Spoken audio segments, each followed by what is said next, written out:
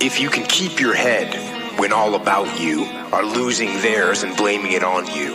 If you can trust yourself when all men doubt you, but make allowance for their doubting too. If you can wait and not be tired by waiting, or being lied about, don't deal in lies, or being hated, don't give way to hating, and yet don't look too good nor talk too wise. If you can dream, then not make dreams your master. If you can think and not make thoughts your aim. If you can meet triumph and disaster and treat those two imposters just the same. If you can bear to hear the truth you've spoken, twisted by knaves to make a trap for fools, or watch the things you gave your life to broken, and stoop and build them up with worn out tools.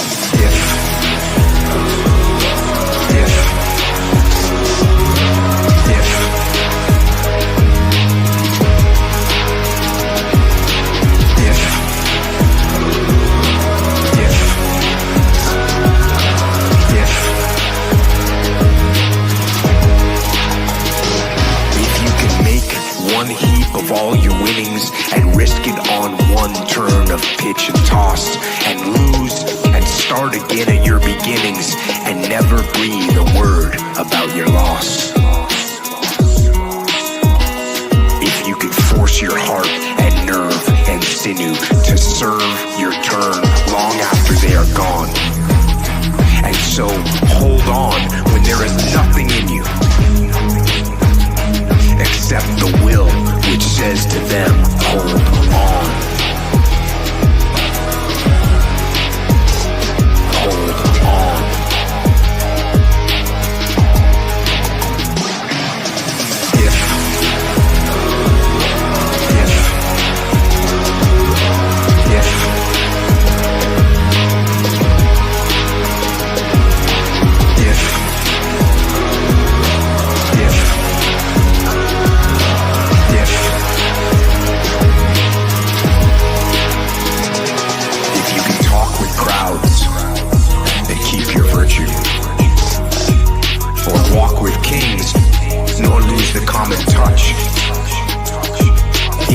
Foes nor loving friends can hurt you, if all men count with you, but none too much. If you can fill the unforgiving minute with 60 seconds worth of distance run, yours is the earth and everything that's in it, and, which is more, you'll be a man, my son.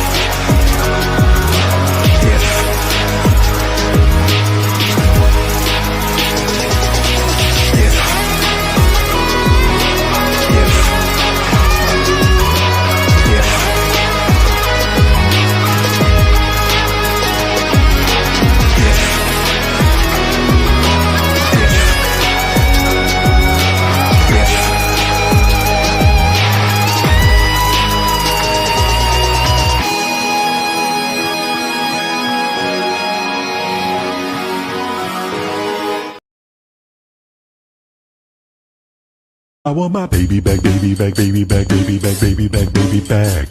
I want my baby back.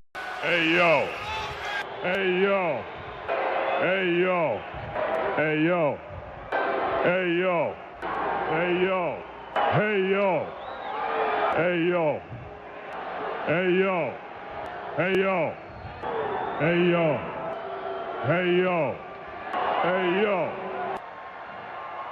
hey yo. Threats are part of wrestling, you know. But you gotta look at the person that's making the threats. This fat son of a bitch, he's challenged all of us, has been world champions before, been in this business 15, 20 years, and this fat son of a bitch is gonna trial us all out. Calm down, okay? All right? He's fat! I'm gonna... down about this. I don't care if he don't... I'll make him bleed.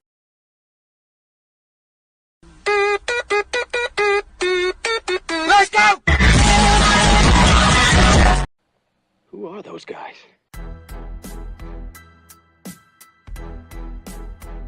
Your brothers? No. Yes! Beginning to get on my nerves.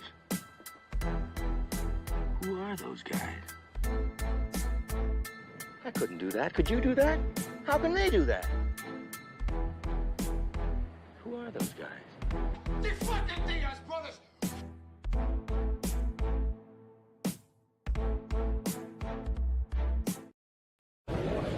DIAZ, get the fuck out of bed, you lazy bastard. You piece of shit. Are we live?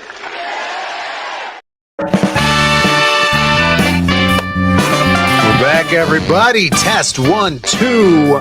Mic check. Sibilance. Can you hear me? We're back. We're not actually back. It's just me. It's just Phil. It's your pal Phil. We got a show tonight for you. It's the DIAZ brother, Phil, live in studio. Sans Brandon. Might have another. We're gonna have another appearance from a new DIAZ brother tonight. Welcome to the show. What is up? What's up, everybody? We're here, and I hope you're all doing great. Friday night, everybody. Friday. Worked all day. Didn't get. I mean, I have a Louis segment, but I didn't set it up in the stream yards because I did thumbnails and. But we're rolling. How's everybody's week going? I got a little energy drink so I could be in tip-top shape for the John Dillard interview. The first, ladies and gentlemen, I'm going to claim this is the first John Dillard interview post Golden Patriot launch. He's going to be dubbed the other DIAZ brother for the night. And how do I sound? Am I coming in clear? Hey, Mom, I said, am I coming in clear? I swear to God, if no one can hear me, I'm not actually reading chat right now. Let's see. Touch of the flu, messed up sinuses. Sorry about that, Snarticon. Dillard of the Dillards. Yeah, of the Southern Californian Dillards. I sound bad? We can hear you? I think Snuggy's lying to me. I don't appreciate that. The long lost DIAZ brother. Yes. We can hear you. See, this is better. I appreciate this. And this is why Citizen Ronin wins so many shell beans, which I still have not sent out. I apologize. My assistant, I need to get my assistant on that. We have F Dillard. Is that Frank? Frank Dillard in the chat. Gracias, support my brother. Hell yeah. We have a great show for you tonight. Thank you for tuning in. We are live on YouTube, X, on the Zaid Comics channel, and Rumble. Shout out to our Rumblers tonight. I am flying solo. My brother is not back from wherever he is. Still, I have not heard from him. That's not true. I did hear from him. He said he'd probably not be on tonight. So we're going to do this. We got stuff to talk about. We have comic news, fulfillment news, movie news, and John Dillard, Yellow Flash, Golden Patriot news. He shall be on probably midway through the show. I'll send him over the link. But we have shout outs to Mr. L.E. Mr. L.E. in the chat. Hold it. Hold it. Hold it. Ellie with the 5 gifted Zaid Comics memberships. Thank you so much, my brother L.E. The final metamorphosis. He's been in this final stage of evolution for some time now, people. Let's scroll up and see who actually got these memberships. We have a Chimera getting that one. Jesus! Shout outs to Chim Chim. Always sending out those one gifteds. Now he's received one. Awesome one in the chats. We got Deathbringer. Jesus! KSSS. Happy birthday, brother. And Paul Bacheletta, which I think I saw him at C2E2. What's up, Paul?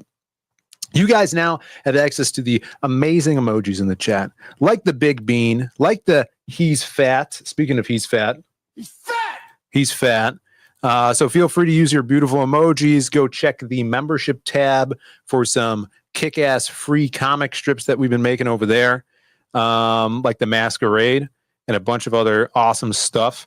Rick Sailor's in the chat. What's up, everybody? What's up? Good to see you, Rick.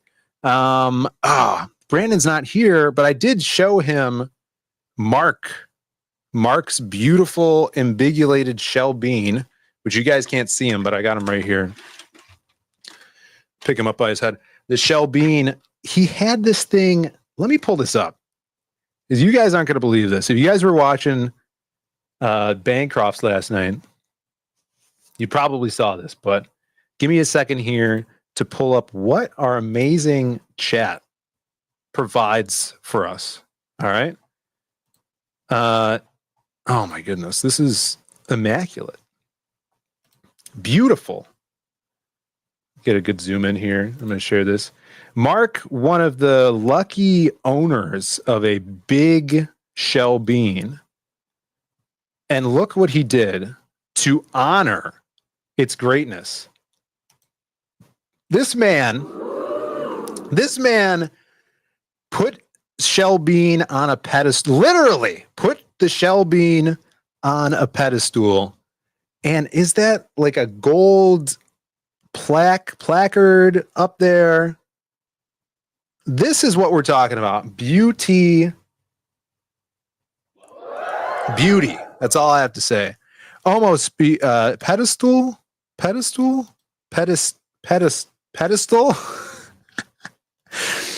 I mean, you could sit on a pedestal, right?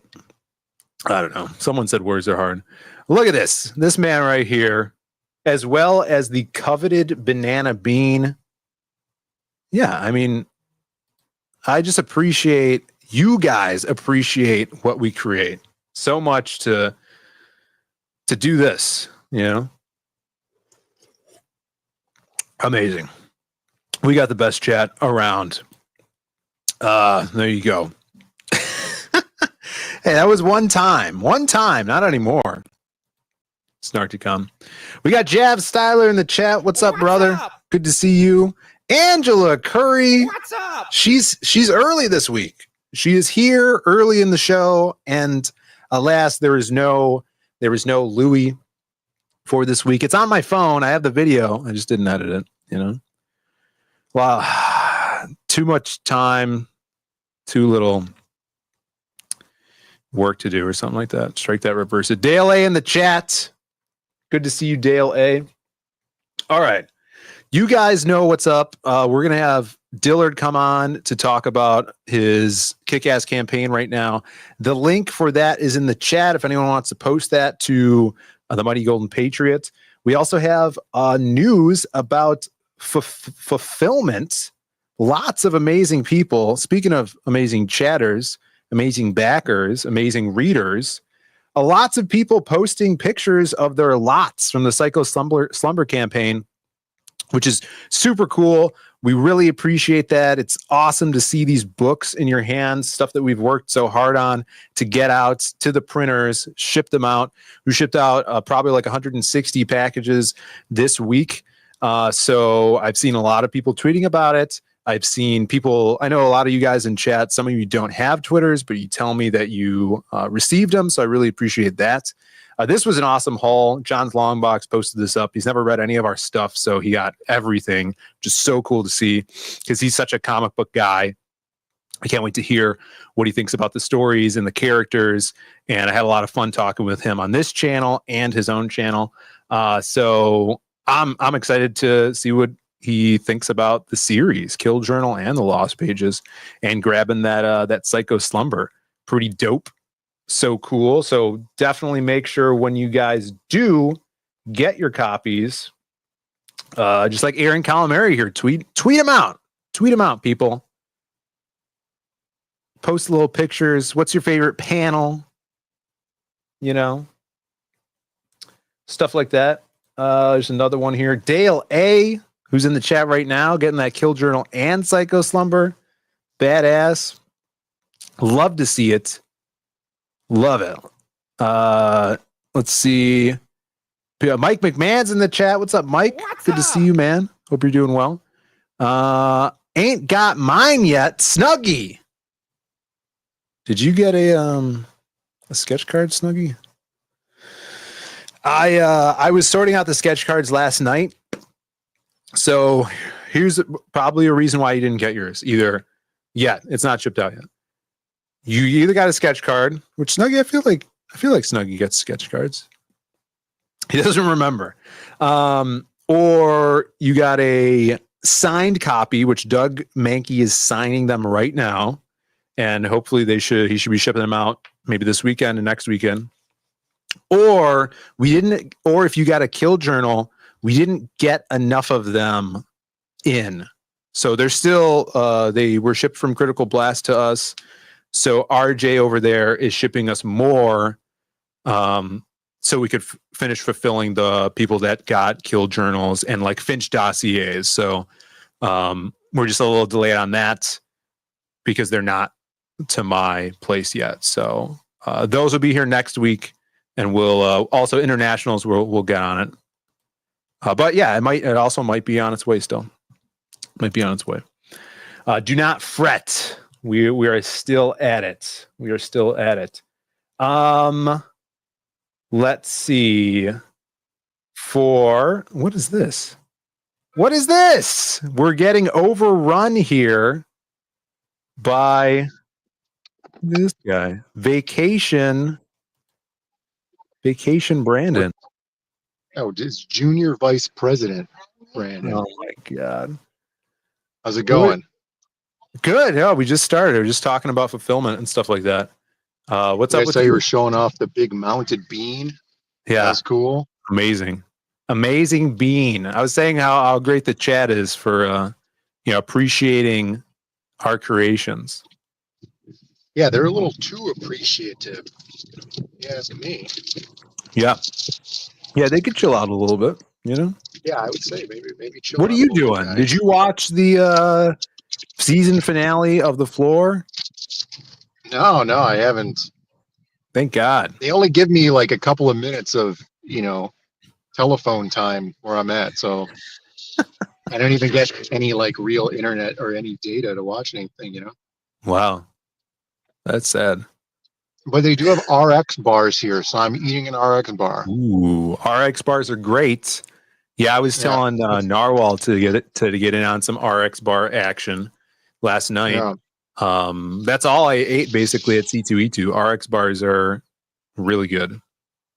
Right, he's not lying. It's true. Yeah, they're really good. What flavor you got?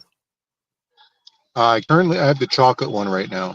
Chocolate's good. Chocolate's good because it's salted chocolate and it's got pieces of salt on it. It's good. Yeah, big chunks of salt. Very good. We got a Dark Gift in the chat. What's up, Dark Gift? Good to see you. Some of these things are hard to read because of my glasses. Once Dillard comes on, it will be tough to determine who the a-hole is.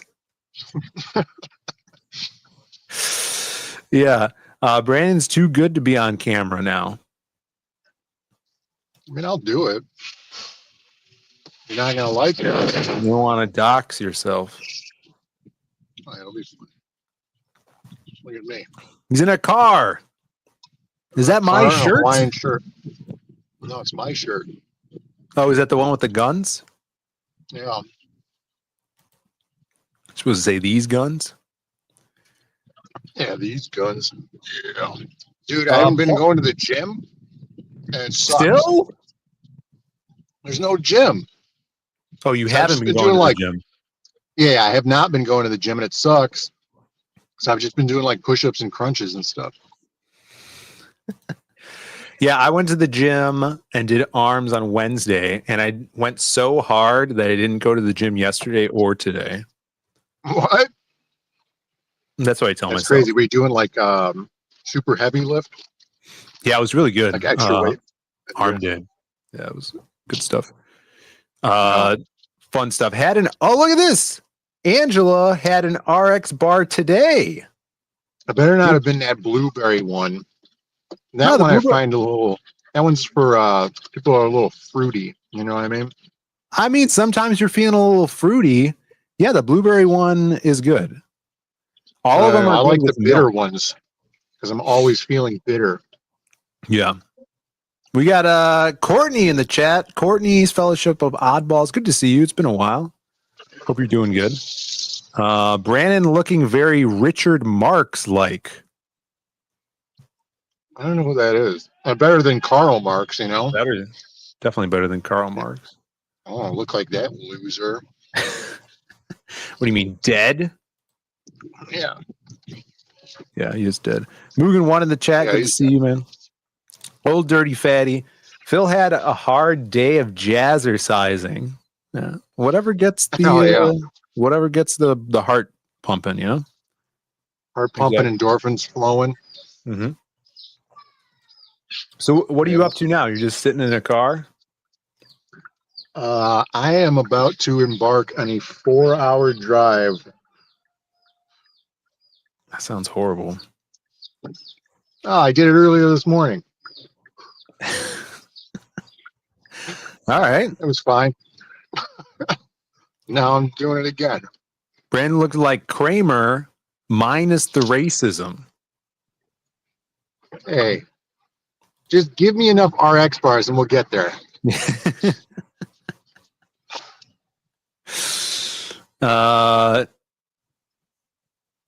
Yeah. All right. What else do we have to talk about here? We got so fulfillment's going good. We're gonna be fulfilling international stuff when Brandon gets back. Did you do any more fulfillment? Yeah. By that I mean you don't believe me? I packaged some boxes. That's good. You know? Yeah, no, that is good because that's the first step for fulfillment. I feel exactly. Yeah, the first step starts with Phil. Check this out. Hat poll still going on. Did you see this hat poll, Brandon? I didn't see any of the results on it. Is the poll on Twitter or is it just in the email? It's in the Twitter and email. It's this link right here. Oh, okay. Yeah, I didn't go and look at the results or anything. You What's just the results looking like? You just follow this link and it'll take you to this straw poll. Okay. And then you click on the show results. It's because you know those are always fair and unbiased. Yeah, well, here's the thing. I think you could vote as many times as you want. You're right. But the winner is the Zaid Comics logo. Now, if you guys want to go check this out yourself, I'll post the link in the chat here. You can go check out the straw poll, vote for the Zaid hat. Zaid hat designs. We'll throw it right in there. And you too could vote. So there's a few different options here. Magic Cop, which is in second place. Awesome. And then everything else is tied. Lost Magic Cop Pages. hat. Yeah, Magic Cop hat. All these are hats. Yeah, but they're not like beanies. I saw in the email that there was a beanie. Well, I want to know if you guys in the chat would rather have a beanie or a cap. You know, maybe that'll be the poll for tonight. I'll make that a poll. Zaid Comics hat. Beanie or cap. You guys decide there. Bucket hat. What do you think this is? Stupid. What about the fedora? Tipping. You're thinking of fedora, the. I'm thinking hat. like Newsies hat. All right. Like a flap. What are they called? Like flop hats. Ellie says he would rock a Magic Cop cap. Well, go vote. Magic Cop cap. Go vote. Realistically, we could put up a bunch of hats, right? Well, you could, but then your profit margins drastically go down. Do they? Yeah. Why? You pay for each design? Yeah. You have to digitize each design, and it's I don't know how much, like $15 or something like that to digitize the design. See, I didn't know that. Daly says, what kind of hat does Masquerade wear? One of those. It's like a Three Musketeers hat. Yeah, I don't think Printful has that. Just voted Magic Cop. Yeah, vote, get it in there, and then also vote in the poll if you're more of a beanie person or more of a cap person. You know, Do you think that people are going to get arrested for impersonating police officers by wearing the Magic Cop hat? No, I don't think so. They don't really care about that anymore. Oh, yeah. Well, then. Zorro hat. All right, that's a little Zaid Comics update thing there. Let's see what else we. Oh, this is big, and I'm glad you're doing pretty good. Yeah, Zaid Comics is doing good. This is big though. Doing even better is American Health, and you posted this. Breaking news. I think we talked about this a little bit on Monday, but breaking news. Officially, RFK Jr. has abolished the food dye epidemic. FDA announces that at 4 p.m. press conference, the intent to ban dyes will be announced. This has not been announced officially today, but it went through. And Brandon says, while you're at it, right. Did you see the update on it? No. Yeah. What was the update? The update was that the ban goes into effect at the end of 2026. Like it's not immediate. Damn it! You know, right. Our boss sent Shady out. Sent Shady out to grab a giant bag of M&Ms before the dye was pulled from them. Yeah. It took us an extra hour to get back to work after going to Home Depot because we had to cross LaGrange at 3 p.m. or whatever. It's ridiculous. Yeah. Had to go to Jewel instead of Walgreens. Wow. Well, he has until the end of 2026 to stockpile all of the red dye number 40 that he wants. Yeah, Citizen Ronan's going to get his red dye in those Chick-fil-A's when we ship them to him. Yeah. That'll be really good. It's going to be good. He's going to be all about it. So that's good. Everybody's getting healthy again. Appreciate that. Yeah. Well, yeah. So I wanted to ban those tiny little stringy tails on the hot dogs. Is that what you were talking about?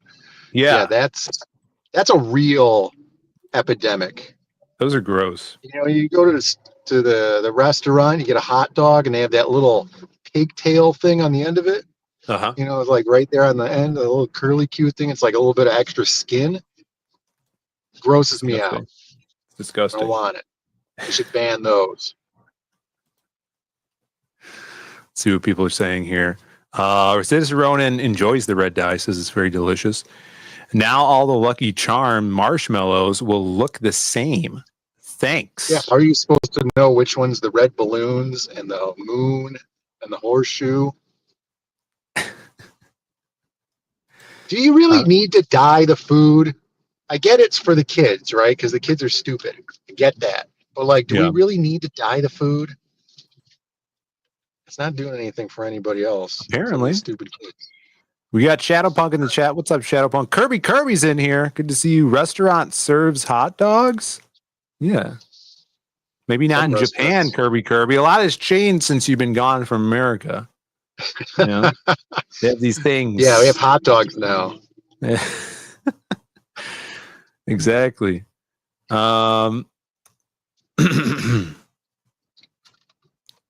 It's the sense of whimsy. Yeah, whimsy's a big word this week. Everybody's talking about whimsy. I don't get it. Ooh. Bancroft, he's always saying whimsy. Yeah. When he doesn't understand something, he's just like, it's whimsy, you know? Mm-hmm. I don't get it. Yeah, I feel like people who mince around use the word whimsy. Oh, yeah, for sure. A lot of mincing. Definitely. Here's some news, too. Speaking of whimsy, Fantastic Four Now, this is a breaking news from yesterday. There's a Fantastic Four new comic called the Fantastic Four First Steps comic issue. You can see this comic cover here. It's digitally painted. One-shot comic for Fantastic Four will release on July 2nd. This is the first time Marvel Studios and Marvel Comics have worked together on a comic set in a world of an MCU movie written by famous writer Matt Fraction, husband of Kelly Sue DeConnick, with art by Phil Noto. Phil Noto. If you, it's interesting here, but you scroll down and you have the reader's context notes. Says Marvel Studios boss Kevin Feige has worked on tie-in comics dating back to Iron Man. There have been tons. In fact, there's a whole wiki dedicated to them. So this was a wrong tweet put out by Discussing Film, which I thought was pretty funny. But they're doing comics again. Look at that. That's right. Is anybody going to care about that? I don't know. I don't know if people are going to care about the movie. Yeah, the movie looks like trash. Yeah. Yeah. Silver Surfer looks like trash. The only thing that's cool looking in there is like comic accurate Galactus, seemingly. Right. But the rest of the movie's stupid looking. Yeah, we'll see. They're going to do all this, like they're going to slip through some time warp and end up in modern day and then be in the, Doom series or what is that? Absolutely. Infinite Crisis or whatever. Not Infinite Crisis. Whatever that Crisis film they're doing. Yeah. But it'll be interesting to see Galactus. But for how much, and I know it's all trailer, for some reason nowadays, CGI in trailers just look infinitely worse than it does in the film. So we'll see how Silver Surfer looks in the film. But I have a feeling that Galactus isn't going to look that great, considering what we got with MODOK. Remember that? Yeah, and that was a modern Marvel film. That was post Amazing CG with Thanos, right? In the Infinity Wars, we had MODOK. All right, ridiculous. Well, that was also in that same era where they had that like floating black kid head. They were trying to pass off as like, what was that? Love and Thunder? Is that what it was in? Oh, I didn't see that. Is there some? It was like Heimdall's son. Oh no, I didn't see that. Yeah, I never saw. Yeah, that no, I didn't see it either. But I saw the stills of it. It looked like trash. That was during that time where they had MODOK had. The MODOK was bad. The third eye on Doctor Strange was atrocious. Oh yeah, I actually did see in that one. It was so bad. Mm-hmm. There's like the auto-tracked still decal on his forehead, and then the Heimdall's sun floating head. Snarky says, "I'm surprised we didn't get Galactus's daughter." Yeah, she's in Marvel Rivals, I think. I don't know if it's his daughter. That the lore? I don't know if it's his daughter, but it's like female Galactus. Yeah, people not looking forward to that. Here, I think the Superman film will be better than the Fantastic Four film. Yeah, at least I think I'll like it more. But you're like comparing two piles of garbage against each other, though. Henry Remus says Thor, Love and Chungus would have been a better movie. Yeah, that's true. What's up? We got Garfield's Bizarre Adventure in the chat. What's up? Good to see you, man. And thought I saw another newcomer in the chat. Yes, Velvet Room Publishing. What's up, Joker? Good to see you, man. Everybody check out his channel. We are going to have Dillard on in a little bit. This is the Diaz Brothers show. Brandon is calling via satellite. What other shows can you guys watch where we got a satellite on location in a undisclosed location, I should say, into the live studio here? Usually he's here sitting on the couch next to me. But right, live via satellite. You know, I did see where I'm at a fighter jet taking off. That was pretty cool. wow, that's cool. Yeah, that's It was pretty cool. That's cool. So we're here. We do this every Friday. If you guys have not checked out the channel, please subscribe. We're live on X, Rumble, and YouTube. We do this every Friday. We got a beautiful lineup for you. After this stream, we're going to be raiding right into Michael Bancroft's show. Which, he's going to be talking about something in Australian. So make sure you guys brush up on that, on your didgeridoos and your deadlies and, all that good stuff. And but we will have John Dillard on in, what time is it here? Probably in at 10 to 20 minutes. We'll have Mr. John Dillard on. We'll be talking about the Mighty Golden Patriot, which launched today. But I wanted to show something I got in the mail off that I forgot to show last week. I got this box. This is a special box. So you can see here, it's white. A white box, and I'll do a little close up here. We'll do one of these guys. We'll do a little close up. Hello, you can still see me.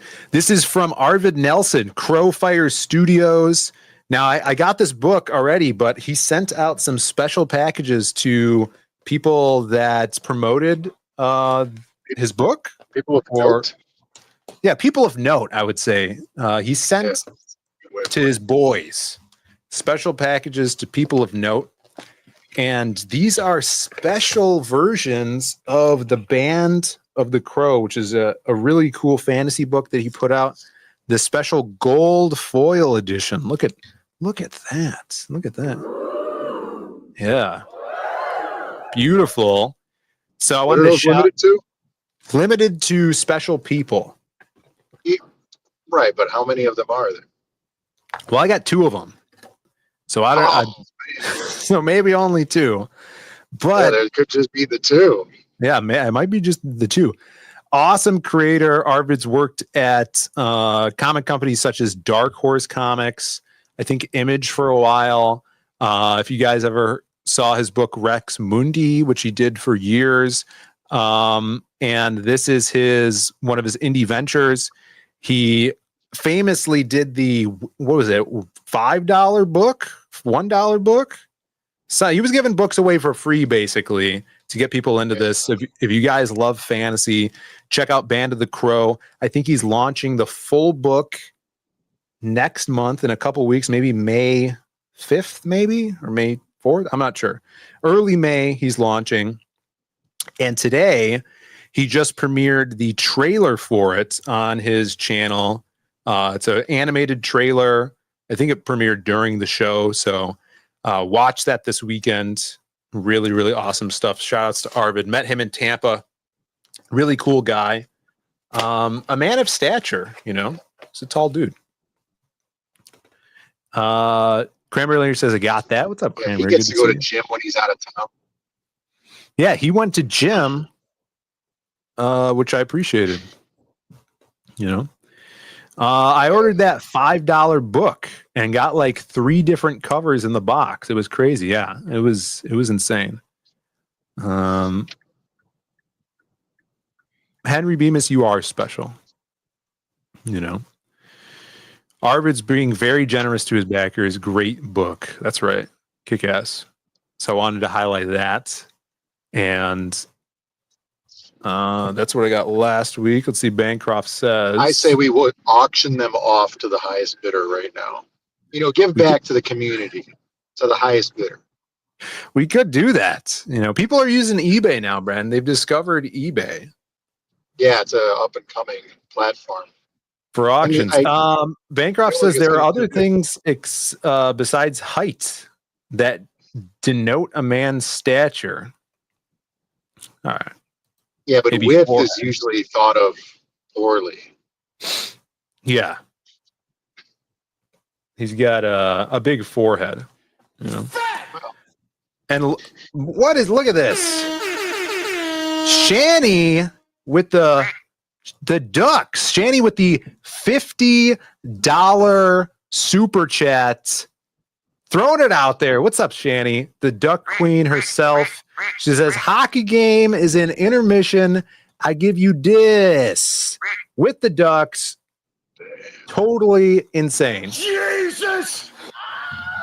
Everybody, let's put some Ducks in the chat for Shani.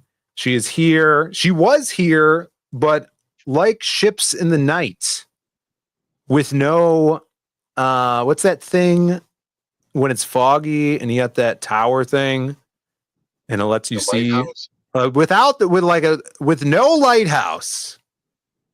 Unfortunately, we were not able to hang out. Shani was here in Chicago for like 2 days or something.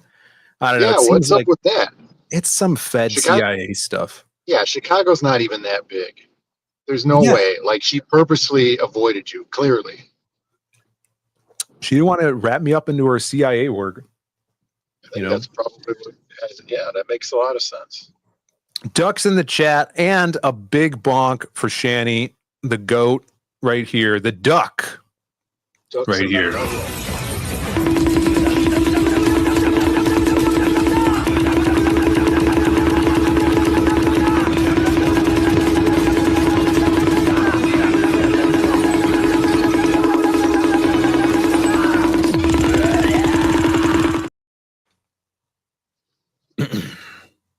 I think I got rid of Brandon.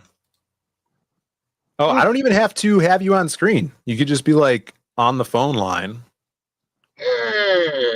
Yeah, everybody could hear you still. That's better. No one wants to see your avatar.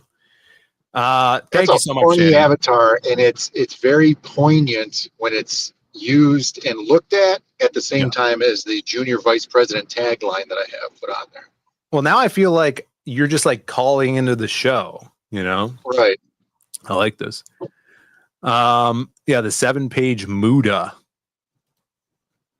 I don't know what that. I'm not that weebish. We got Jav Styler in the chat. What's up? If I didn't say what's up to you, KSSS, happy birthday, brother. What's up? Did you know it's KSSS's birthday? No, I had no idea. I was, 1 out of 365 chance. So, well, I'm glad to have you in the chat while it's your birthday. Great to have you here. Doc Blaylock in the chat. What's up, Doc? Good to see you, man. Awesome to have you here. So we talked about the Fantastic Four thing. I wanted to show this art off just because it's insanely cool. Bancroft has showed this guy's art off a lot. Rick Saylor's in the chat. What's up, Rick? And I've been following him for a really long time. This dude, Chris Ember, he's got a really, I would say, a chonky style. Super, super cool stuff. If you guys aren't following Chris Ember with an I, definitely do so. If I could pop this out. Here we go. This is so cool. He did these name sounds like if you tried to combine Christmas and December into one thing. It kind of is. Almost like kind of Joe Maddish, but with really cool, like a graffiti urban twist to it. Announcer? No. Did I say Joe Madden? Joe Mad. Joe Mad. Madeira. But Chris is dope. Like his design work is super cool. This guy's awesome. So I just wanted to shout him out, show it off. Love this guy's stuff. I'm not watching the screen. It's cool. Just take my word for it. Really, really cool. Right. For the listeners at home who aren't watching, it's a cool piece. Yeah, Joe Mama is more like it. Exactly. Calling it a special teams play. Yeah, make sure you follow him. I think he did like what was it, Ninja versus Pirate or Pirate versus Knight? Or one of those. He did one of those books back in the day. Yeah, really good expressions. Very cool, cartoony anatomy, and just very energetic.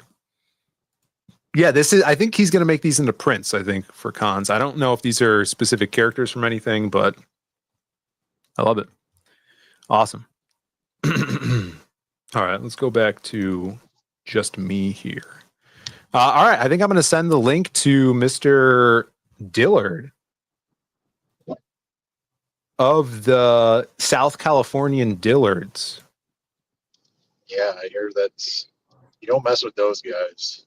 Yeah, Dillard of the Dillards. Where's his Twitter thing? And if you guys have not yet, definitely check out the book. The link is in the description for Flash and Dillard's book. We got a link. You guys could still back Psycho Slumber if you guys haven't yet. We got a couple more backers this week after fulfilling, which is dope. Thank you guys so much for supporting that. Here he is, Mr. Dillard. Oh, it's doing that link thing again. You have to actually copy the link. Do you think I should leave my sunglasses you have to on? paste it in plain text. Oh, I know. Yeah, I would do that. Leave the sunglasses on? That way you can't really see anything. Right. It's like a little challenge to yourself. Sure. When you're ready, bro. I like calling people bro. Yeah. I feel like that's really popular now. More popular than dude. Yeah, bro's pretty popular. I have to force myself to say dude. Yeah. Tonight, after the Bancroft show, Aldis does a show on his Gutter channel called The Gutter, and the channel's also called The Gutter. But also on Lord Crackhead Jeremy's old comic channel. You guys could find that. They're going to be talking about some cool, old school kind of detective noir stories. Where is this? Here you go. You can see The Gutter at 11:30 Eastern. Go on over there. Get some more comic knowledge. Dropping those good stories. Always talking about stories over there. Some good guys. JP and Mr. Aldis from the farm. You know. See Cranberry Langers chatting it up in the chat. If you call him John Dillard, if you call John Dillard bro, he might think you're his cooler brother Frank.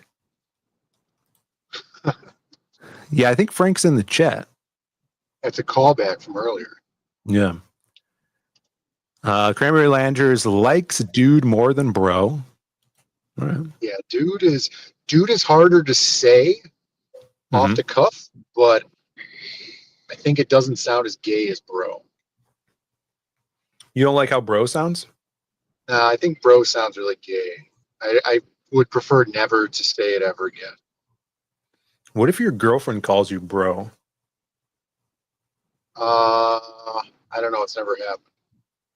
Those two girls at the gym used to call each other bro. Remember that? Yeah. Yeah, it's just like a colloquial thing. Like it gets embedded in your head. Yeah. So you just say it. Try it. You gotta be able to control that. Brainwash yourself out of that. Right. Dude is easy to say though. Yeah, it is. Dude is easy to say, but I think the mouth movement of saying bro is easier. Dude.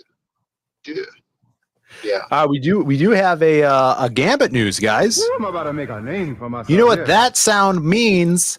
It's time for some Gambit news. I do see Georgina Floyd in the chat. What's up, girl? Good to see you. Let's see. Snarticon says lesbians do that. I guess they call people bro or dude. They call each other bro. Let's look at the real dude, Gambit. I'm about to make a name for myself here. We got some Gambit news. I did see this image of Gambit. I think it was today on X. I have this comic. I picked this up at a con. Wolverine number 87 from 1994. I think this is a Kubert cover, if I'm not mistaken. Wolverine and Gambit jumping over buildings, seeming like they're being hunted. This is like a team up book. Yeah, I've seen a lot of Wolverine and Gambit team ups on DeviantArt. Oh my god. No. Don't get into that. Yeah, if you guys are fans of Gambit and or Wolverine, definitely don't look Gambit and Wolverine up on DeviantArt. I implore you. It's not good. Not good at all. Yeah, this is one of the Cuberts. But which one? Who knows?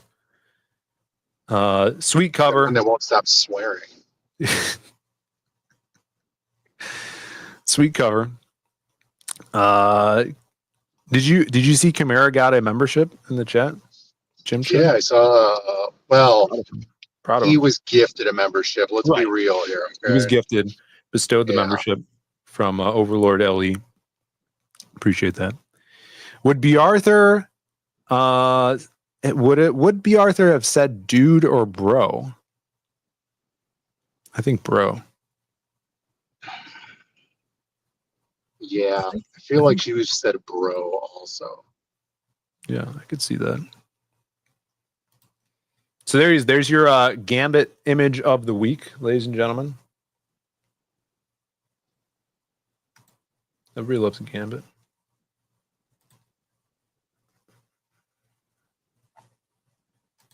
All right, I do have some Dillard images here. Do you remember when John did that Magic Cop fan art piece?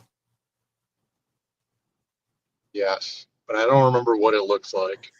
Let's see if I can look it up really quick. It was Magic Cop, a close up, and then I think right. I do remember that. So good. It was like a naked chick in the let's see, Magic and the lenses, the reflection of lenses. Dillard draws. That's the one that we pixelated, remember? Yeah. Oh, here it is. So good. So this is old school. I think this is the first fan art piece that Dillard did of any of our stuff.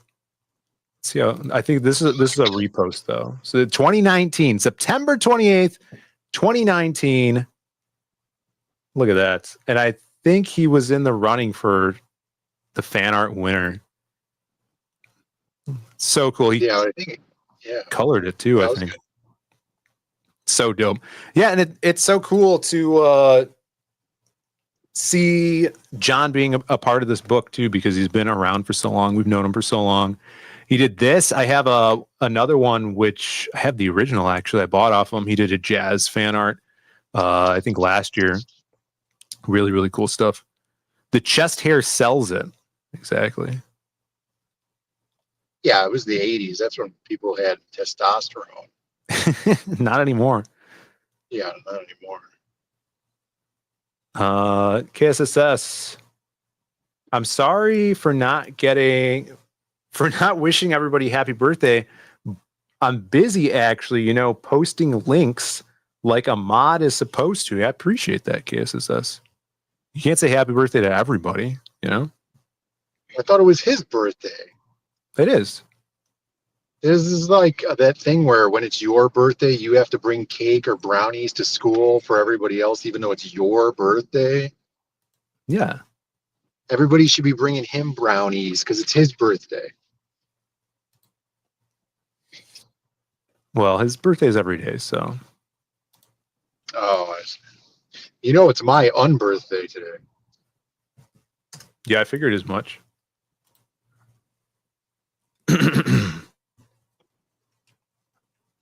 Did you see the new Predator trailer? Yes, did actually. Cool thing, and then the stupid thing. I think the design of the Predator is stupid looking, but it's stupid looking with the caveat of I wonder what the spin on it's going to be. You know what I mean? Well, why is it dumb looking? I don't know if I understand. Like in my opinion, or you're asking why did they design a crappy looking Predator? In your opinion, why is it dumb looking? Because the Predator has the gigantic male pattern baldness, frontal cranium, what were they calling it, like a head plate or something like that, right? And that's where the mask goes and covers. right? Because its skull is not shaped like a human skull. It's a predator, Regularly, or whatever. you're saying regularly. Yeah. Yeah, normally when you look at all the predators in the past Predator movies, except for Prey, I guess, which I didn't see, but they had like a weird dweeby looking predator in there, apparently. They had always been like this. I heard people liked Prey. Yeah, I heard the movie was good, but I saw an image of the Predator from that movie, and it was not the classic Predator, like from the movie Predator. So like my big problem. So if they're going down the route of trying to humanize the Predator, I think that's stupid, right? Because I was talking about this when they first announced it, and it was that how are you going to do a Predator movie on a Predator planet with the Predator as the protagonist if you can't understand him, but I don't want the Predator to speak English. Oh yeah, I don't think he will. Right. So that's fine. So like, unless you have like an Alien versus Predator, the woman who's like just always around him interpreting his body language or whatever she's trying to understand, like how are you going to convey that? So, with this new design, unless they're going with like this is what juvenile predators look like, and then he's going to grow up and then his hair falls out or whatever, something like that. Because the original Predator, his dread things, they're not even like hair. They're like tentacles. Yeah, they're like little plug tentacle things. Yeah, I don't think these are hair either. But they're thinner and they're more hair-like. I do want to see Prey. I got a lot of movies. I want to watch The Accountant. The new Accountant's coming out this weekend. I got a lot of stuff to do. You got to watch Big Stan. Not watching Big Stan. Sounds watch the movie. Big dumb. All right, we got Whoa, hold on a second. Is he here? Yeah. All right, real quick though, did you see that they put the alien from Independence Day's skull? Yeah, I saw that in the trailer. Yeah, that was the cool part that I liked. Yeah, I guess they're all those three are owned by Disney and like Xenomorph as well. So, all right, they acquired it when they did Fox. But we got big special guest here. Crazy week. We got Brandon's calling in live from Cochabongo, wherever he is, and the man, the myth, the creator of the Buckler, which I don't have my book with me. I use that Buckler coaster every day.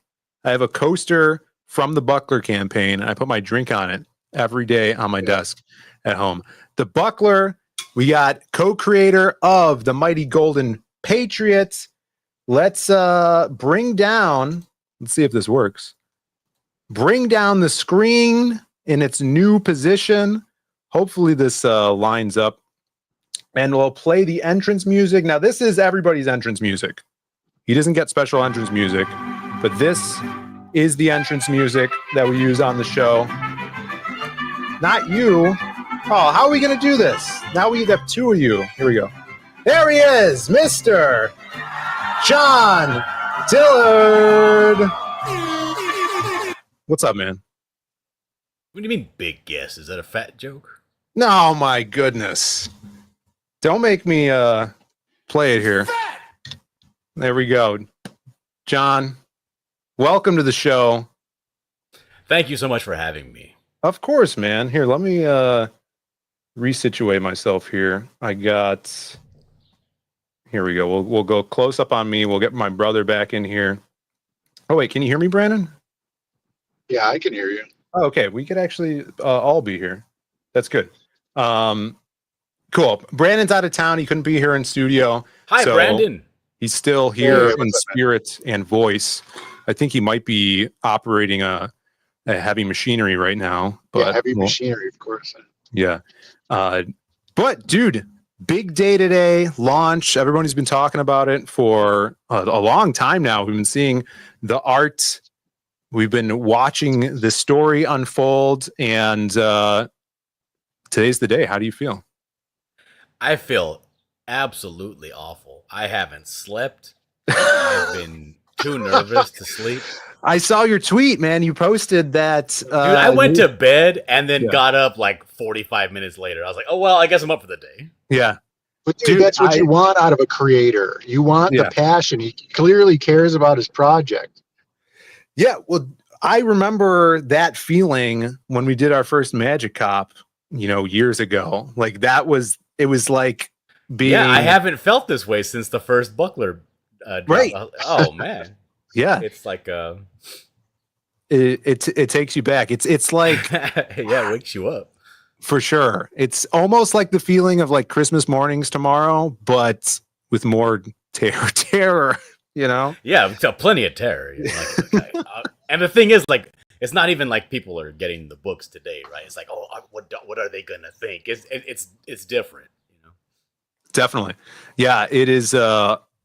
It's crazy.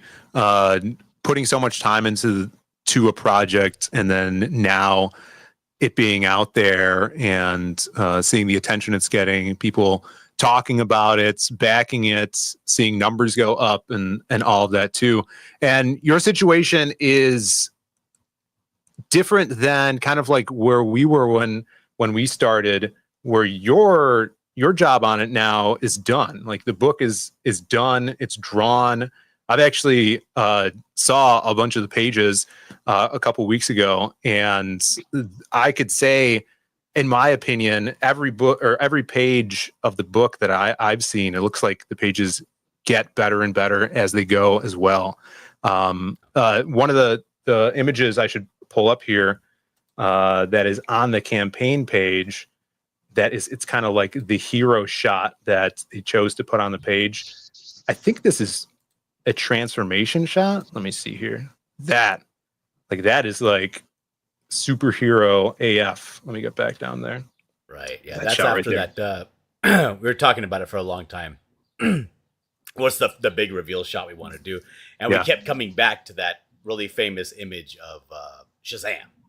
Oh yeah. It has him as a little kid and Shazam in the back, like, mighty Shazam.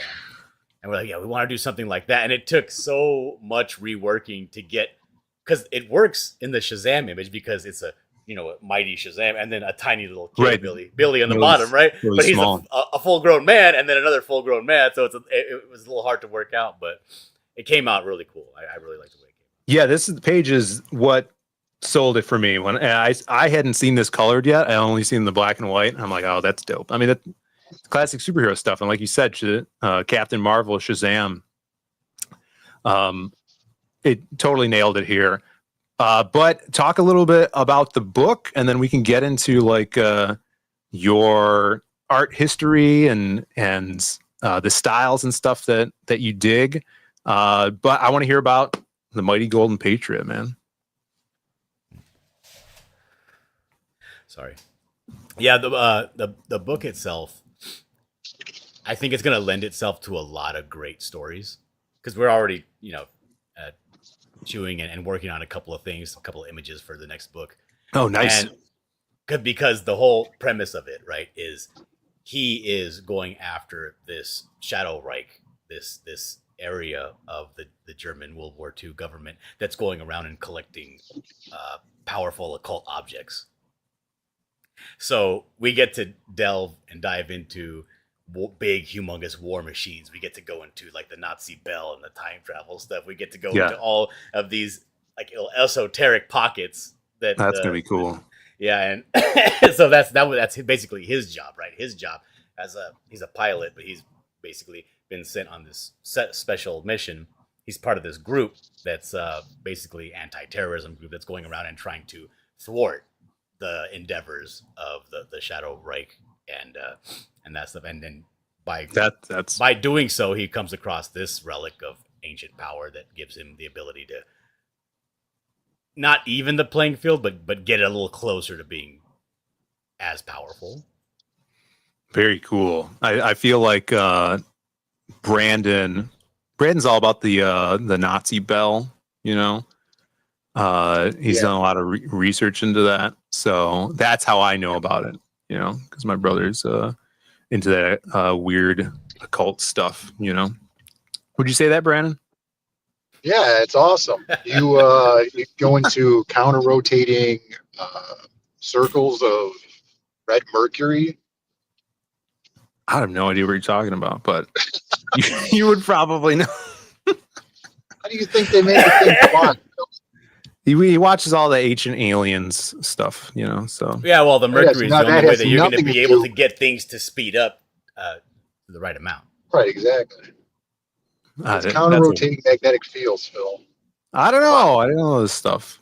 Phil, do you not watch the Y-Files? Come on. Brandon does. I only watch it secondhandly when he's watching it in our office. So I listen to it. Brandon's definitely a Y-Files guy.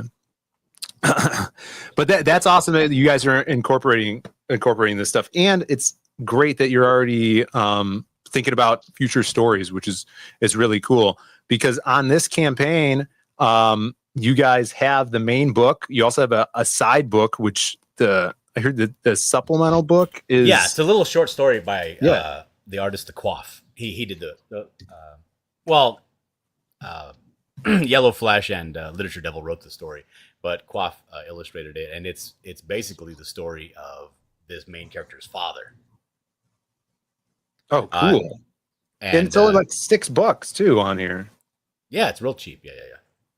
Let's see. Oh, here it is. This is that story as well. Yeah, Tales from the Battlefield. Yeah, looks really dope. Very cool. If you guys have some insane covers on here, you guys could choose from. Definitely check that out. Please post PSC KSSS dropping the link in there. I appreciate that. But I wanted to talk to you about kind of like your art background, some of your favorite styles, because this style is different from what we've seen in the past, like the Buckler, especially from the newest Buckler that you did that was more of that cartoony style.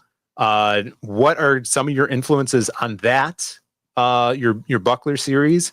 And then what influences you looked at to kind of do this style for the Golden Patriot? Okay, so for the Buckler, I'm a real big fan of heavy rendering. I like to render things to death, and I have to work on that. I got to bring that back a little bit. But for the Buckler, I wanted, because it's not an anti-hero story. He's basically a villain. I wanted everything to be real grimy, real visceral, and tactile.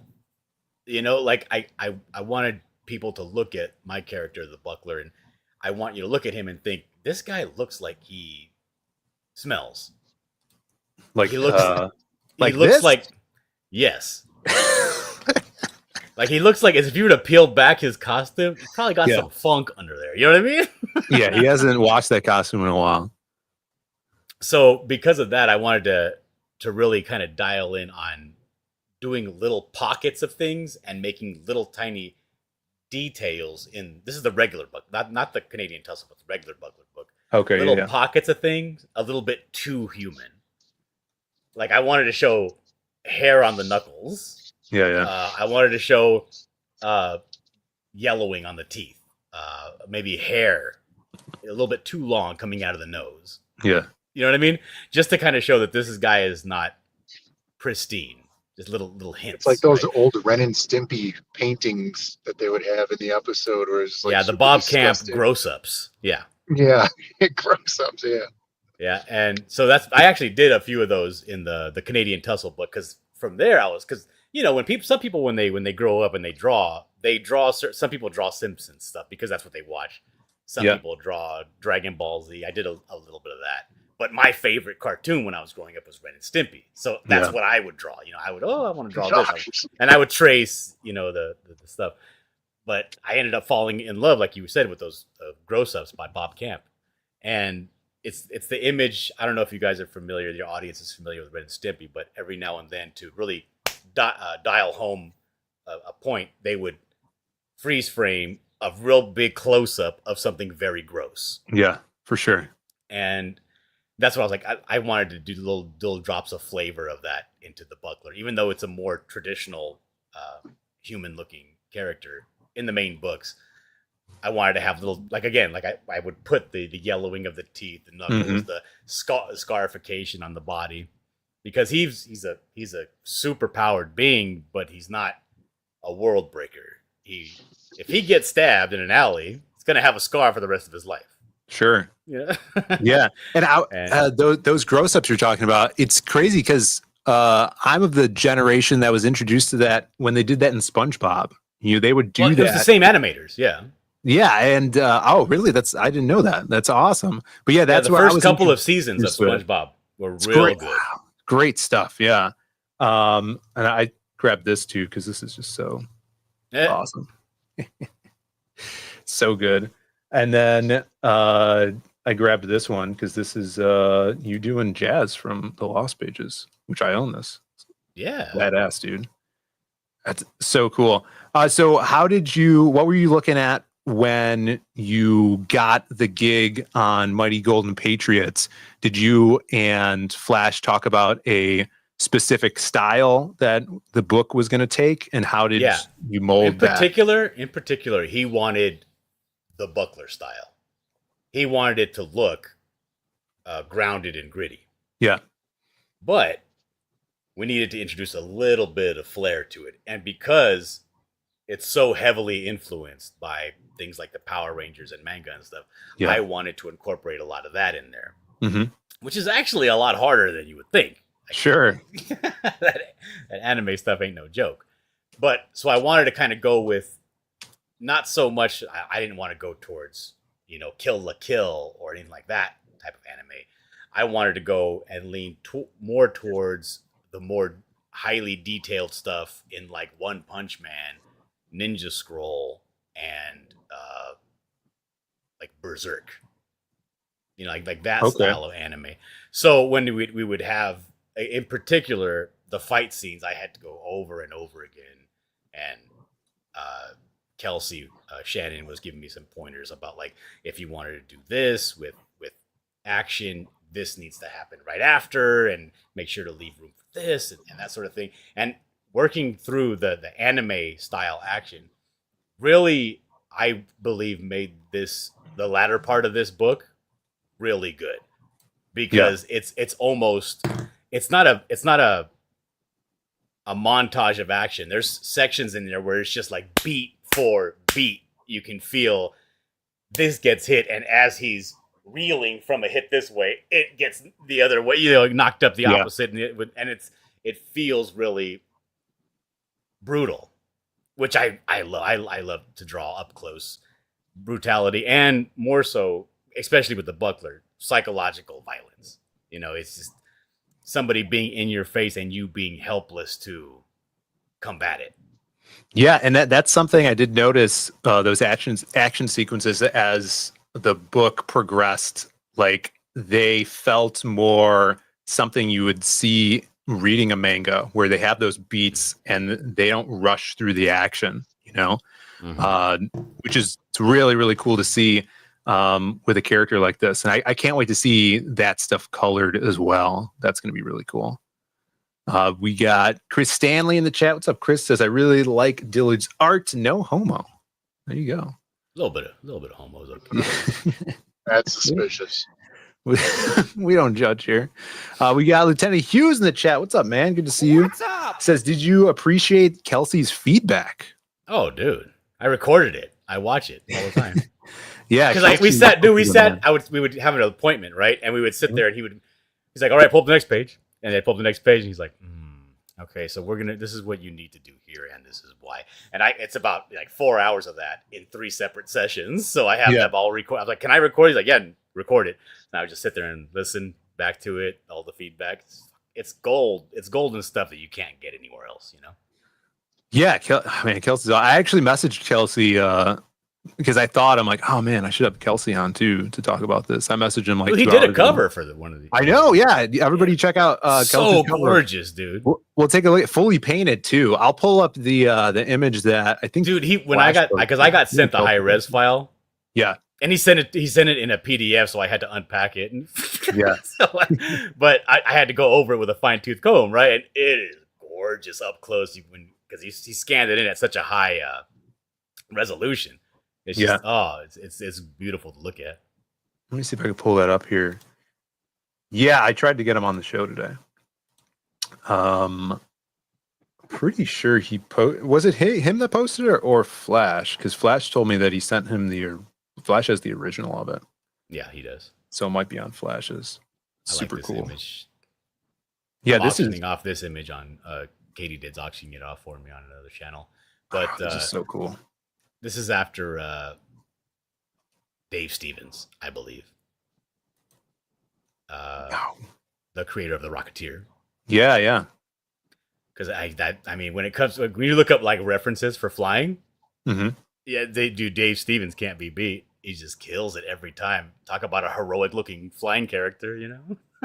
Yeah, his stuff is so cool because that, like, the Rocketeer seems like a pulp character, but he's not. Like, Dave Stevens created the character, but he's so iconic with that imagery. You just think he's like this. Yeah, you think he's been around since the Golden Age, but no. Right. That's such a cool. But dude, you compare Dave Stevens' stuff. It's rare to see even some of the best Superman stuff doesn't look as good as Rocketeer poses, you know? Yeah, definitely. Let me see. I'll pull up Kelsey's cover right here. I couldn't find the actual painting of it, but yeah, 4 covers on the campaign. I also dig the logo. It's dope. Oh, thank you. That took me so long. Well, that was you did the logo too? Yes. That is dope. Yeah, it looks super pro. Dig that. Yeah, super Sentai style here. Mm-hmm. Big tank in the background. And all that debris, and the debris. There's a method to the madness of the debris too. It looks so good up close. Yeah, a little rebar in the foreground. Yep, I love that. Yeah, this is it's super cool, man. I'm excited that you guys are already planning next installments and things. That side book, I grabbed that as well, so I'm excited for that too. So if you guys have not, definitely go support this campaign. It's something that obviously Brandon said. You can obviously tell that Dillard's passionate about this, invested in it, put a lot of time into this, and go out there, spread the word about it. Cranberry says that they lived the Rocketeer. Yeah, words are hard. Words are hard. Cranberry. Now I'm jealous. Oh, thank you, Chris Stanley. Chris Stanley says he's very happy. I'll pull this up. Jolly says, Phil, what's the side book? Yeah, Dillard talked about it a little bit. You said it's about a character's father? Yeah, the main character, the Golden Patriot's father, back in World War I. Let me pull that up here. Yeah, it's drawn by the Quaff. Our very own Quaff. The Quaff. Here it is. Tales from the Battlefield. Only $6. I think it's 24 pages. Really cool snippet side story. Which do you know if this will be continued on down the line as well, like this storyline? I don't think so. Okay, so it's probably just a. I mean, I've read it and I don't see how. I mean, I can see how, but I don't.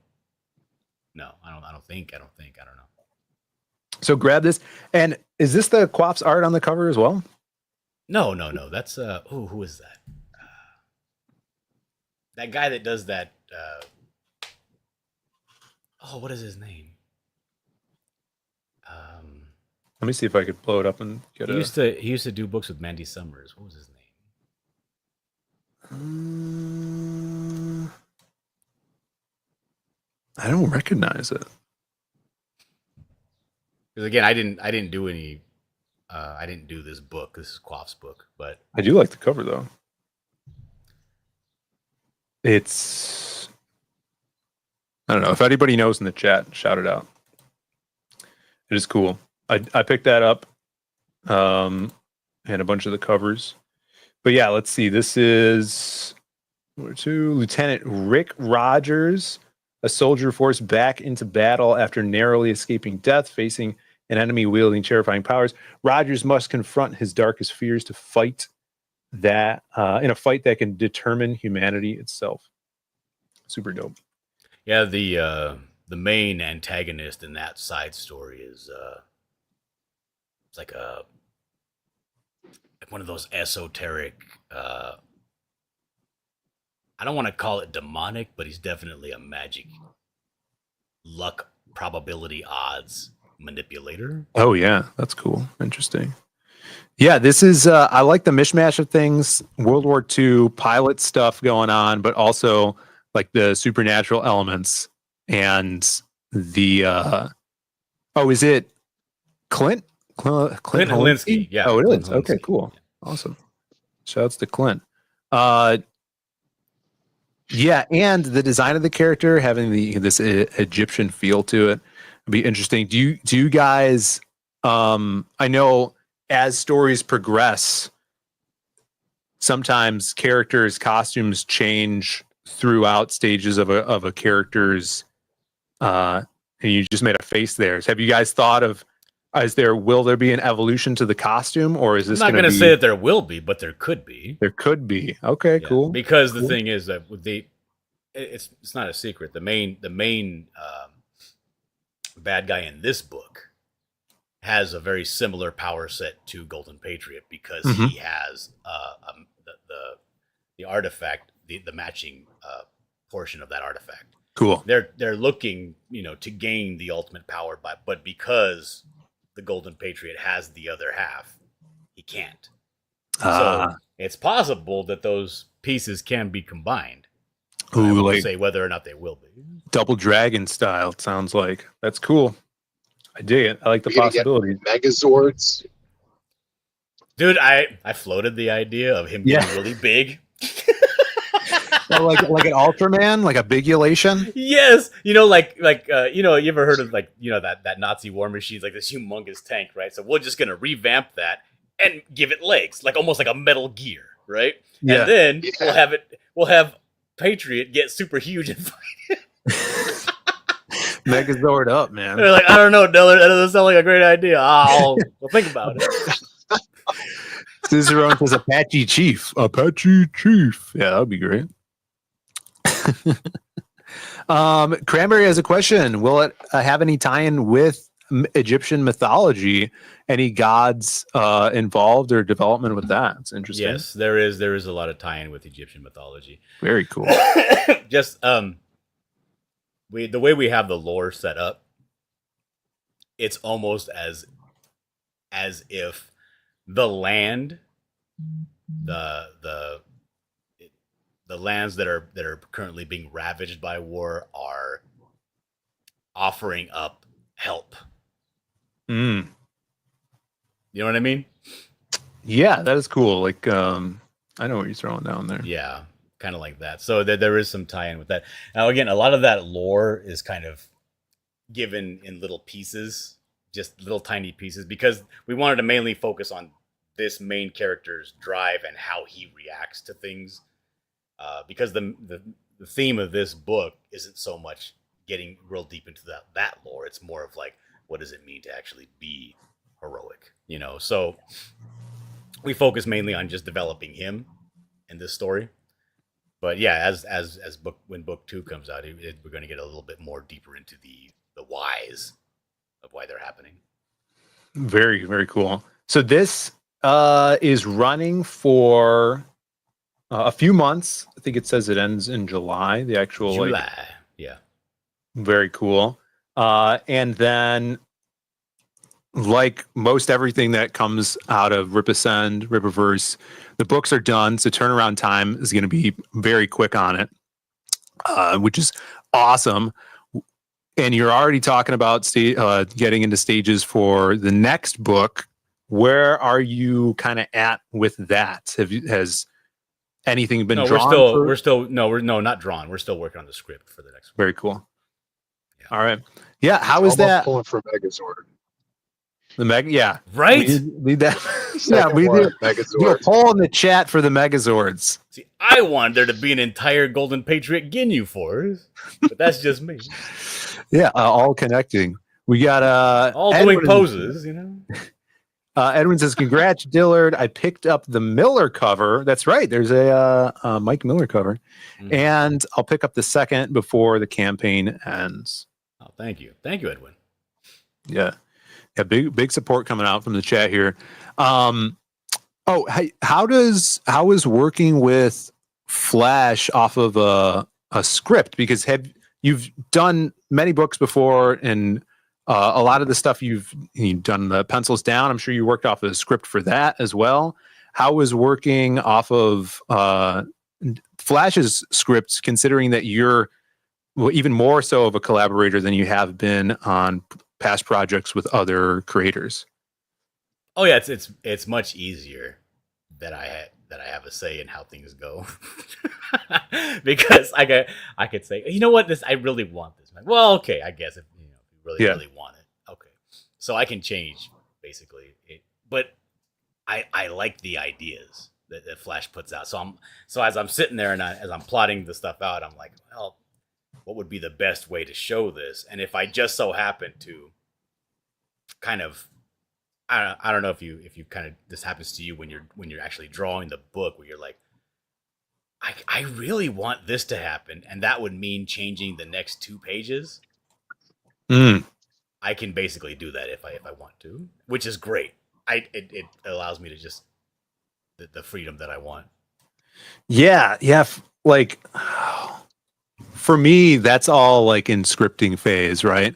But I've done that before, where I'm like, I have an endpoint, but maybe I want to extend a scene, and that's all in scripting for me. But that's awesome to know that you have that leeway and freedom here, because that makes you more part of the it makes it more of yours as well, rather than just being commissioned and hired to do a story. You see yourself in it more. This is the Mike Miller cover. Look at that. Oh, you got a little glimpse of, that's the villain there, no? Yes. Maybe? Yes, that's the villain there. Kick ass. Yeah, when we announced this thing like a few years ago, or was it 2 years ago? That was the first image we put out, was the villain. Yeah. Super cool. But yeah, he's yes, I am muscle memory for drawing swastikas. Yes, absolutely. Somebody asked me, like, is that swastika facing the right way? And I was like, look, dude, I've been looking at swastika. If you face the wrong way, I'm an expert at drawing swastikas, man. I didn't know that. We got Angela Curry in the chat. We got backer numbers. She's a backer number 6257. Is that true? Amazing. Thank you for grabbing that. Thank you, Angela. Dude, Angela, fantastic post on Twitter. It warmed my heart. Angela's post on Twitter, man. I got to see people it. have been coming out and like being super like positive and supportive, like in my DMs and on Twitter. It's been really. I haven't been interacting because I don't like to interact on Twitter too much. But dude, I've been creeping and just watching, and this it's just a beautiful outpouring of support for me in particular, just me in general as a person. Well, I think it's a good person, Phil. It's mostly the voice, I think for me, it's the voice with you, I don't think so. I think it's just people can see my heart and they know that I'm a good person. Well, that's what Lieutenant Hughes says. He says, hey, Dillard, how satisfied are you with the book? Like 89%, 100%. To be honest, one thing is certain, you look very excited, and that's great to see. Oh, satisfied with the book? I would say 75 to 80% satisfied. I'll take it. I would like more time to do more stuff. Well, I would love it if I could just sit and just dedicate full days all day long to just doing, that would be, if I had the financial freedom to just work on this book and just it would be amazing, man.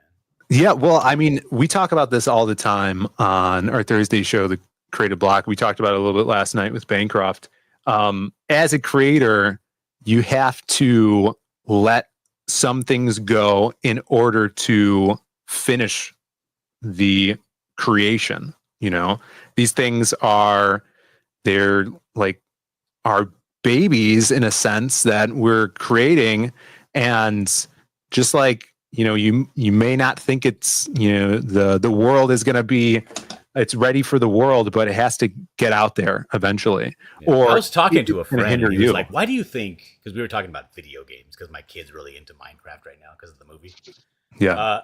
But we were thinking, why is it harder for adults to play video games? And one of the reasons we came up with was like, because it's always in the back of your mind that you have responsibilities and you shouldn't be wasting your time on video games. Yeah. And that's one of the things when it comes to making the books, right? Like, I have work and I got bills to pay. Do I have I'm going to take some time to really dial in and fine tune this aspect. And the whole time you're taking that time to do that, you're actively neglecting your responsibilities, right? Yeah. And you're like, oh, yeah. and you're doing it. And the whole time you're doing it, it's gnawing at the back of your head. Like, you have commission work to do. You have other, things you have to do. Like, oh God, just give me some time. I want to get this just right, Mm-hmm. So if I could get rid of that, I know, and just dial in and just be fully immersed for long periods of time, that would be amazing. But I don't like, even if you had that freedom, I don't think you'd ever be satisfied. I just, as a creator, maybe you're right. I just haven't had the opportunity to try that yet. Yeah. But yeah, we were talking about it last night. Completion is key. You have to complete the thing to move on to the next thing, and don't let perfection hold you back, because I know a lot of creators, specifically a lot of artists, that spend so much time making a panel or a splash, try to be perfect in their mind, and it holds them back from finishing the next page, moving on. In particular, the artist Drew Struzan? Yeah. I've seen some of his stuff, because now that he's so famous and so popular that he can basically name his prices for his pieces, mm-hmm. his stuff that is not on a deadline is not that good. Yeah. Well, what is this artsy part? This is baby shit. That's another thing that is another point for creativity. I think we should give ourselves deadlines to put the pressure on ourselves to get stuff done. And a lot of the times, because of that pressure, we're forced to make great stuff, and for some people, it comes out better when they have deadlines. Whether it's because of anti-procrastination or not, just because sometimes that pressure that we put on ourselves makes diamonds. So deadlines are important. The thing is, like, if I could be gay for a second, like, I'll allow it. All right, so hold on a minute. I don't really chase like perfection, but I would want the opportunity to kind of dive into a scene and almost work it every way that I have the idea to work it. You know what I mean? Like, try it out? You're saying? I want to try this out. Sure. Yeah. Give me a sec. Let me try that. And as I'm doing that, I say, this is kind of falling on its face. This isn't working. And then I can say I'm 100% satisfied because I tried that thing out and it didn't work. Yeah. But all the time you have these little worms in the side of your head, like, if I would have but tried that out, maybe that would have worked better. Mm-hmm. And that's why I said I'm not 100% satisfied, but I'm pretty satisfied. That's super tough thing for an artist to do, just because like you're putting so much time and investment in. Because I hear, like, doesn't Jim Carrey do that, where they're like, he shoots the script and then does like 5 or 6 takes of just ad-libbing, right? Yeah. And then they just choose whatever was the best thing there. And it's like, yeah, if you could get away with that, like what you're talking about, in art form, yeah, how magnificent would that be? Yeah. Yeah. I mean, but that you would have to have like a pocket dimension that you go into where time does not exist, so you don't waste all that time, right? I mean, that's similarly with me when I'm plotting out a script. There's so many different paths you could go down, if you don't have a rigid structure. That's why I do plot points. And we talked about this last night, where knowing your final ending location is. Knowing the end helps so much, so you could fill in the gap there and giving yourself a rigid framework, or it's just gonna, in your head, it's gonna be chaos and be like, oh, I could have my character do this, or there's so many different options and you can't go down all of them. But if only we could try everything. Cicerone says, even Frazetta went back and fixed his art. You're never fully satisfied. Yeah, it's crazy. It is crazy. Edwin says, I spend about 15 to 20 minutes on a 48-page book the first time I read it, perhaps more the second time I read it, if I enjoy it and there is a second read. So it's second read-throughs. Yeah. But I'm awesome to see that this bad boy is done. You guys are already planning on the next one, and this one's coming out right around the corner. Just launched today. It's just the beginning. I backed it. I think you guys should back it as well. We already had some people thanks, saying that they backed it. Of course, man. This looks awesome. I love this cover too. Rob Willis killed it on this. And the did Marcos color this? Yes. Yeah. Marcos that was Martins. dope. Yeah. Who told you about Marcos? I think that was you. It was me. It was you. It was me. I was like, look, man, I need somebody that's gonna I need a killer on the colorist on this thing. I need somebody that takes. I told you, man, he killed it. And he blew my fucking socks off. Yeah, Marcus is a badass. He did a Wastoid pinup for us for Lost Pages 3. He's done a bunch of work with Matt Fowler on the Prospectors, and worked a bunch with Ricardo Jamie, who's an awesome illustrator. And now he's did this. He's doing a bunch of stuff with the Rippaverse. He's killing it. He's a really, really, really good colorist. Jay Ryan says, congrats on the launch, Dillard. Congrats from Jolly as well. Everybody throwing that out.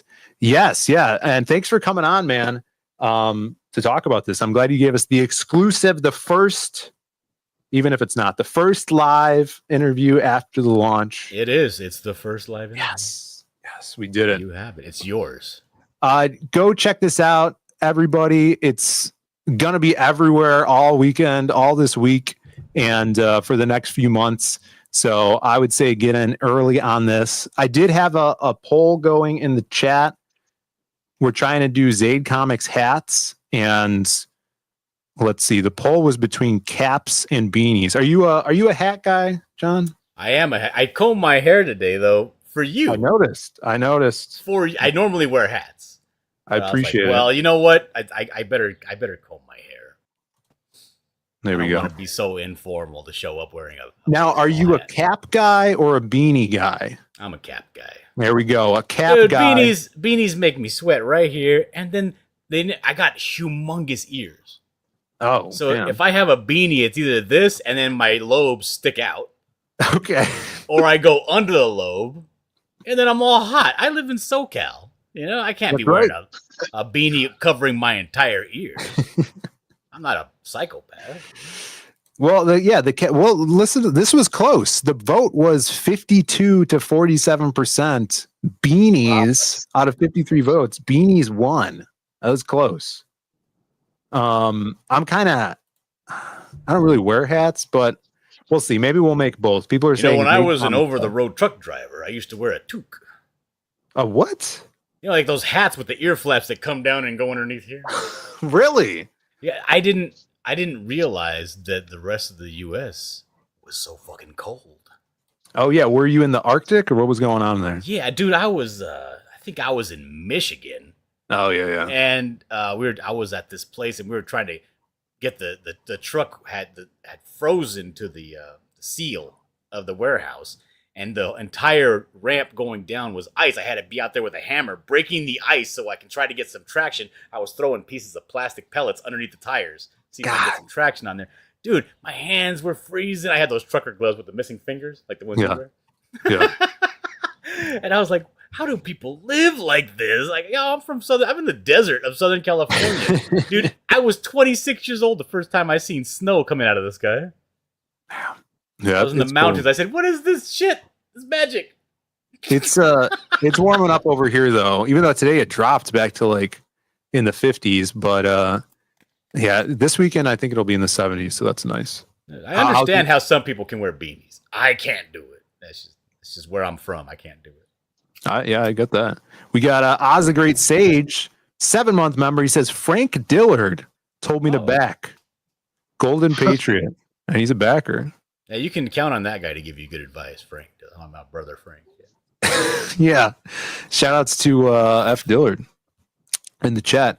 Well, we're going to send you over to Michael Bancroft's show, where I think he's spreading the good word of the mighty Golden Patriot as well. We are getting patriotic. I got my People shirt on right now. The People, another patriotic character. Ushering in a new golden age for America. That's right. Everybody check out the book. If you guys are waiting for Psycho Slumber books, they're going out. The golden voice of John Dillard did the trailer. Undead is in your head. That's right, man. We got those books going out right now. So check your mailboxes this weekend and next week. And we'll send you over to Bancroft's right now. John, thank you so much. Thank you. I'm sure we'll see you on a bunch of more streams this weekend. Good luck with everything with the book, man. I'm excited for it. Thank you. Of course, Brandon, say bye to everybody in the chat. See you guys later. All right. Thanks for watching. Thanks for watching, everybody. Go tell Michael that we're giving him a raid right now. We'll catch you on Monday. Have a great weekend, everybody. Bye. See you. Threats are part of wrestling, but you gotta look at the person that's making the threats. This fat son of a bitch is challenging all of us, has been world champions before, been in this business 15, 20 years, and this fat son of a bitch is gonna trial us all out. Calm down, okay? All right? He's fat. I'm gonna. About this. I don't care if he don't. I'll make him bleed. Final question. There's one thing you could change about the industry. What would it be? One thing I'd change about the industry. Leading question. It's just stop sticking your nose in what other people are doing and get on with your own work. Do you know what I mean? Just stick your nose out of people's business, and tell them what they should be fucking doing and not doing, and do your own shit. You should be, you've got to be creative. You should be getting on with your own deal,